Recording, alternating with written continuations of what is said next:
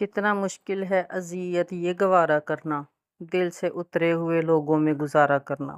جب نیلم 18 برس کی تھی اور صفوان 20 برس کا، ان سالوں کے ہیر پھیر میں دونوں کے درمیان کب محبت پروان چڑھی پتہ بھی نہ چلا۔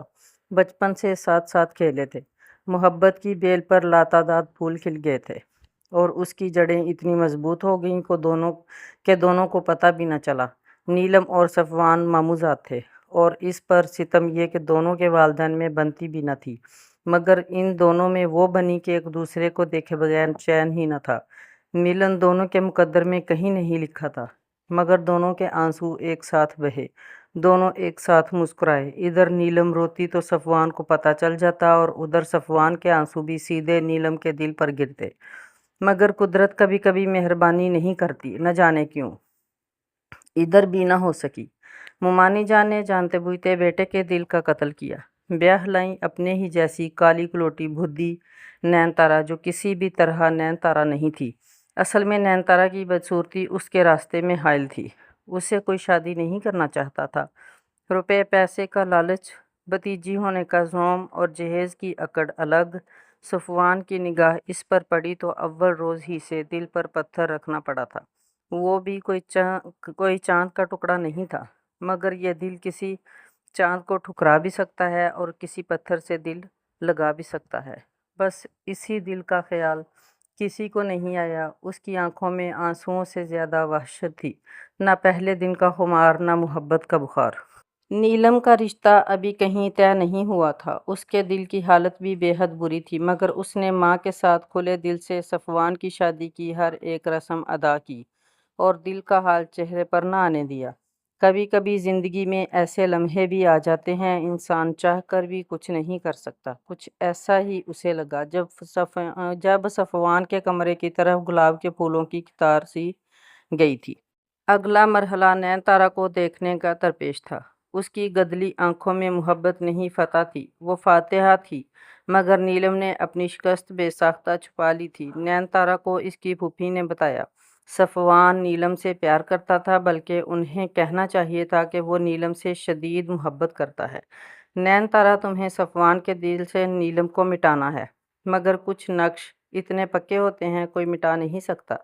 بانو قدسیہ کہتی ہیں کہ ہر عورت کے دل میں ایک ڈرائنگ روم ہوا کرتا ہے، وہاں اس کے دل میں رہنے والے بیٹھے ہوتے ہیں۔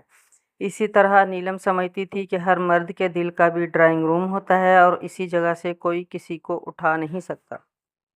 مومانی جان کو صفوان کے بجھے دل کی فکر نہیں تھی، اور جو فکریں تھیں وہ آج تمام ہوئیں۔ انہوں نے نیلم کی ماں کی طرف سے ہوئی ہر خطا کا ازالہ کر لیا تھا۔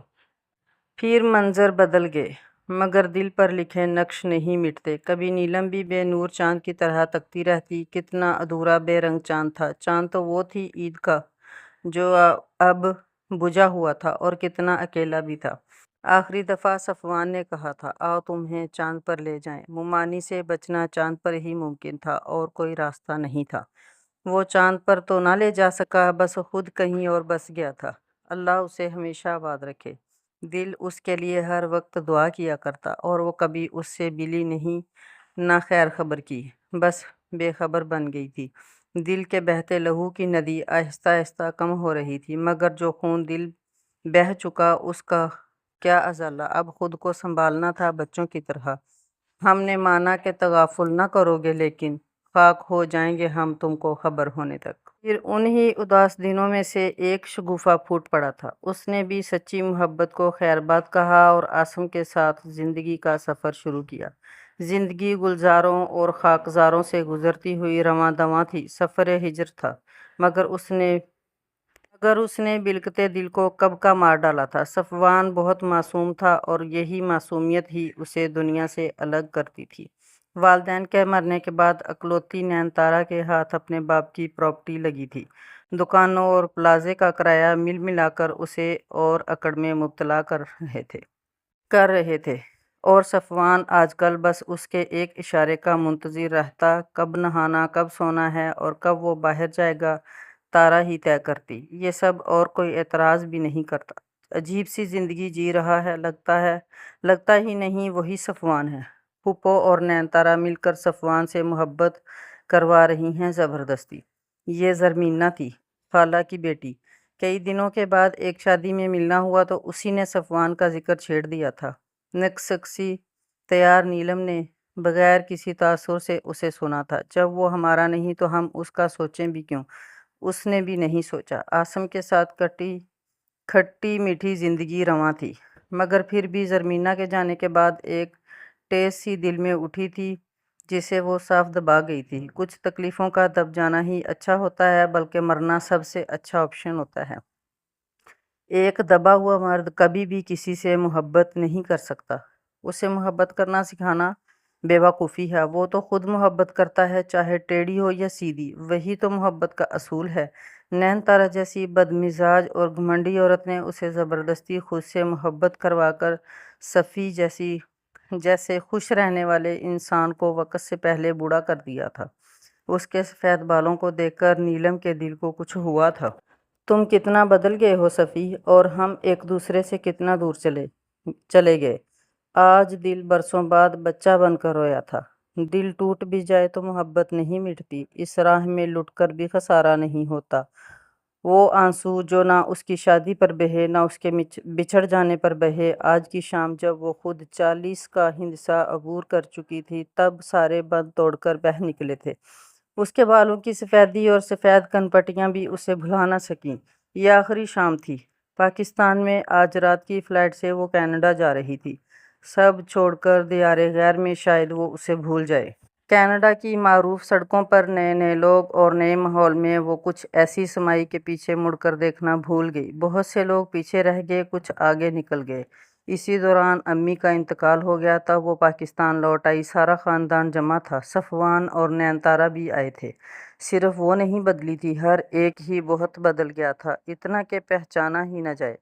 امی قبر کی نظر ہوئیں۔ انہوں نے ہی عاصم کو اس کے لیے ڈھونڈا تھا، اور ان کے فیصلے کی نیلم آج بھی مقروض تھی۔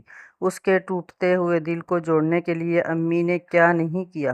اللہ امی کے لیے وہ سب کچھ کیجیے گا جو آپ اپنے پسندیدہ بندوں کے لیے کرتے ہیں۔ اس کے دل سے دعا نکلی۔ عاصم اسے ایک محفل مشاعرہ میں لے کر گئے تھے۔ شہر کے نامور شعراء کرام وہاں موجود تھے۔ شعر و شاعری سے نیلم کو بھی محبت تھی۔ کئی ایک الٹے سیدھے اشعار اس نے بھی کبھی کہے تھے۔ کسی کی محبت میں پھر شاعرہ نہ رہی، بس مداح ہو گئی۔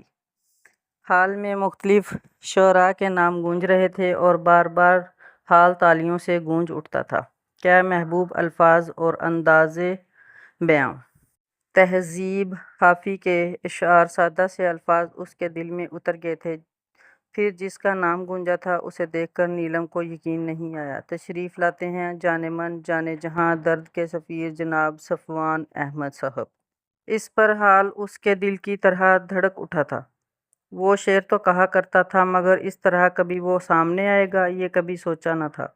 عمر تمام ہوئی اور یہ آرزو رہی، سہانی صبح کوئی پرسکون شام آئے۔